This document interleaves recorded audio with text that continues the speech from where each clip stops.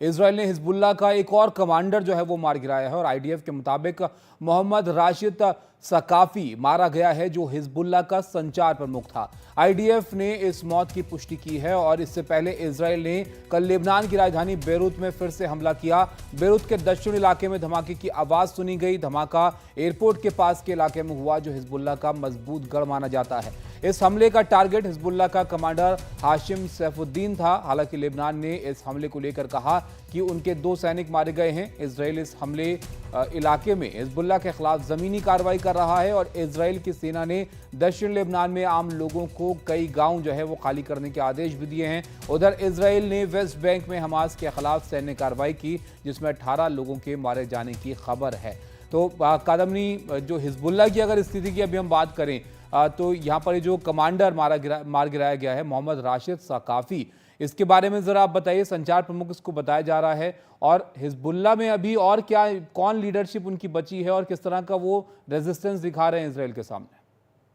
देखिए, जहाँ तक ज़मीनी लड़ाई का सवाल है, वो तो मैंने बताया दक्षिण लेबनान में लगातार चल रहा है। बॉर्डर के साथ जो इलाके लगे हुए हैं, वहाँ पर लगातार लड़ाइयाँ चल रही हैं। जो ये हिज़्बुल्लाह का संचार प्रमुख था राशिद सकाफ़ी, वो मारा गया है। लेकिन ऐसे और कई कमांडर हैं, कई ऐसे प्रमुख हैं हिज़्बुल्लाह के, अलग-अलग जो विंग हैं उनके, उनको निशाना आईडीएफ जो है लगातार बना रही है। जैसे अगर बेरूत की बात करें तो पहले वहाँ पर जो सबर्ब्स हैं वहाँ के, बुर्ज अल बाराजने, वहाँ पर 2 बिल्डिंग्स को निशाना बनाया गया। उसके अलावा दाहिए इलाके में, जो कि एयरपोर्ट के नज़दीक है, वहाँ पर धमाके सुने गए। तो अलग-अलग जगहों पर बार-बार आईडीएफ कहती है कि यहाँ पर ये हिज़्बुल्लाह के कमांडर या हिज़्बुल्लाह के लड़ाके वहाँ पर हैं, तो उनको निशाना बनाया जा रहा है। जहाँ तक लीडरशिप की बात है, तो ये खबर आई कि नसरुल्लाह के जो सक्सेसर हो सकते हैं, उनको निशाना बनाया गया है। लेकिन क्या वो मारे गए हैं, नहीं मारे गए हैं, ये अभी तक साफ नहीं है। दोनों में से किसी पक्ष ने अभी ये साफ नहीं किया है।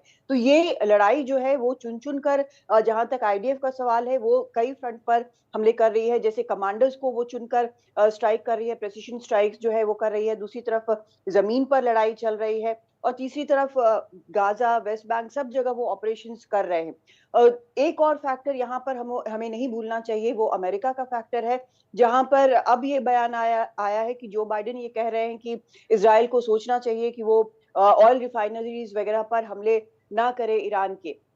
दूसरी तरफ अगर आप राष्ट्रपति पद के कैंडिडेट डोनाल्ड ट्रंप को देखें, तो उनका जो बयान है, उनका ये कहना है कि अगर इज़राइल ने जो बाइडेन से ये पूछा कि क्या न्यूक्लियर फैसिलिटीज़ जो हैं ईरान के, उन पर हमला करना चाहिए, तो उनको हमला कर देना चाहिए था, चाहे आगे जो हो।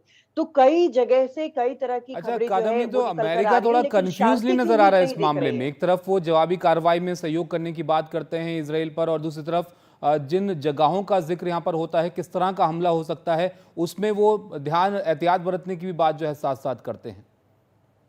बिल्कुल, यहाँ पर एक फैक्टर ये भी है कि अभी अमेरिका जो है वहाँ पर 32 दिन बाद चुनाव होने हैं। हम्म। तो ये एक अपने आप में अलग फैक्टर है। दोनों जो राष्ट्रपति पद के उम्मीदवार हैं, उनको ये देखना है कि उनको वोट्स कहाँ से ज़्यादा मिलेंगे।